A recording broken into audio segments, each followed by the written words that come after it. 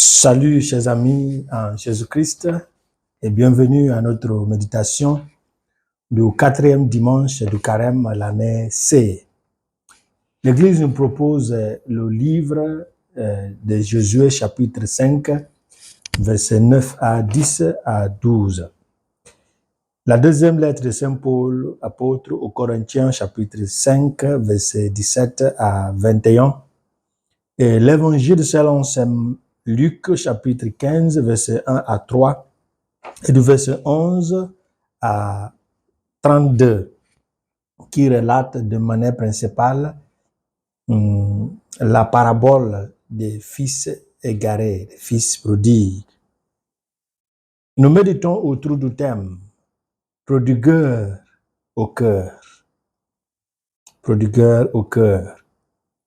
Et comme ajout, avec Dieu mais loin de lui. Avec Dieu et loin de lui. Nous allons relater en considérant les trois lectures, l'idée du salut telle qu'est présentée par les trois lectures. L'arrivée des peuples hébreux après avoir quitté l'Égypte, le séjour au désert. L'arrivée à la terre promise était pour Israël un signe de promesse accomplie.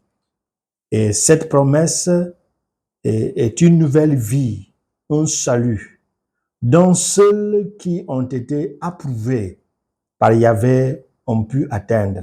J'ai préféré utiliser le mot approuvé pour ne pas dire ceux qui ont mérité, parce que Moïse va le dire que Dieu va déplacer, déloger, disperser des nations pour vous installer, non parce que vous êtes obéissants à lui, mais c'est parce qu'il a fait une promesse à vos pères, à Abraham, à Isaac et à Jacob. C'est pourquoi il va le faire. Même si on va dire qu'il y a un groupe, des générations qui n'ont pas pu atteindre par rapport à celles qui ont pu atteindre parce qu'ils ont désobéi de manière sérieuse et grave le Seigneur au désert. Ils ont même induit Moïse lui-même en erreur. Induit aussi Aaron en erreur. Pour cette première lecture qui parle d'arriver à la terre promise, le salut est identifié à un lieu, arriver à la terre promise. Et c'est pourquoi dans le credo d'Israël, le peuple hébreu ne blague pas avec la terre, parce que c'est une promesse accomplie. Dieu leur a donné cette terre. Dans la deuxième lecture, Paul va nous parler du salut qui commence par une nouvelle vie en Jésus-Christ. Ce n'est plus une question d'être à Jérusalem, d'être à Palestine, d'être à Rome, d'être en Afrique, d'être en Europe, d'être en Amérique, d'être en Asie. Non. Cette nouvelle vie en Jésus-Christ devient un signe de salut.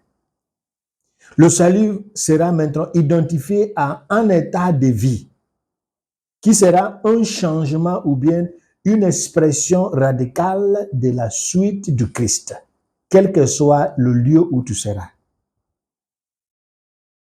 Ce n'est plus une chose liée à un lieu précis. Je ne serai pas saint parce que je suis à Jérusalem. La terre ne constitue plus la source de ma santé, de ma sainteté. Et ainsi faisons cette réconciliation orchestrée par Jésus, par sa mort et par sa résurrection, va nous faire les co-réconciliateurs avec le Christ.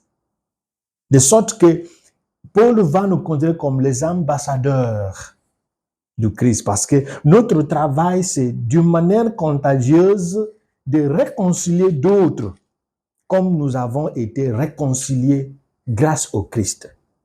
Et dans cette démonstration, dans cette expression radicale de notre salut, Il y aura toujours des points de vérification. Ça veut dire, je vais attirer d'autres. Je vais témoigner de cette réalité pour pouvoir faire passer beaucoup de l'autre côté vers le côté où il y a la vie. Je parle de Jésus comme son ambassadeur. Et celui qui veut voir Jésus doit passer par moi. Et c'est pourquoi la question du jour est que est-ce que je suis un ambassadeur? Combien sont passés par moi pour voir le Christ? Combien sont revenus grâce à moi? Combien ont eu l'accès au salut grâce à moi? Ce dimanche où nous célébrons dimanche de joie, d'une manière souple, parce que nous pouvons projeter notre attente que le salut est là, parce que celui qui nous libère par le retour des égarés vers le Père. Et c'est son sang qui va orchestrer cette capacité de revenir. Le Christ nous a réconciliés avec le Père en s'identifiant avec nous. C'est ce qu'on appelle la descendance divine, l'incarnation. Dans l'évangile, Luc va nous montrer que la réconciliation de l'homme avec Dieu par la conversion est une solennité au ciel. L'accent est mis sur la joie face à un péché qui revient. L'accent sera mis sur la joie de celui ou celle qui revient. Dans cette solennité, on va voir qu'elle s'exprime d'une manière grandiose. Et cela exprime aussi le cœur de Dieu le Père. Alors, on ne peut pas réclamer l'identification au Père, non, réclamer l'appartenance au Père sans le comportement du Père. Et c'est quoi le comportement du Père? C'est le cœur qui va se lancer dans la recherche lorsqu'il y a une séparation de l'âme. C'est le cœur qui se lance dans une recherche continue des cœurs égarés. C'est le cœur qui accueille les égarés retrouvés. Et c'est le cœur qui célèbre le retour des égarés. L'âme qui s'est séparée de Dieu par liberté provoque une autre recherche divine par liberté. Parce que l'homme se sépare de Dieu et Dieu la recherche par la même liberté. La tranquillité face aux expériences de perte des âmes n'est pas le cœur du Père. Celui ou celle qui se sent tranquille, tout en apprenant qu'il y a les pertes des âmes, la personne n'incarne pas l'esprit du Père. Et ce n'est pas l'esprit chrétien. Celui qui ne se préoccupe pas par l'expérience, la souffrance des sans-abri, parce que dans le péché, l'homme retombe dans un état de sans-abri. Et si cela ne nous dit rien, ça veut dire l'esprit et le comportement du Père n'est pas en nous. Alors, l'Église nous invite à célébrer le retour. Et pour ceux et celles qui sont loin, que Dieu nous fasse grâce pour que l'expérience du péché nous rappelle de la maison.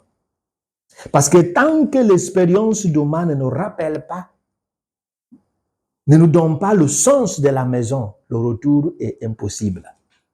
Nous prions aujourd'hui pour que Dieu fasse de sorte que toutes les personnes qui séjournent dans le domaine du mal commencent à ressentir le besoin de revenir à la maison à travers la difficulté que le mal va orchestrer en eux pour qu'ils puissent penser à la maison du Père Et parce que le Père est toujours disponible d'accueillir, lorsqu'ils vont s'exprimer que j'irai vers le Père, ils verront que la main de Dieu est toujours ouverte pour les accueillir.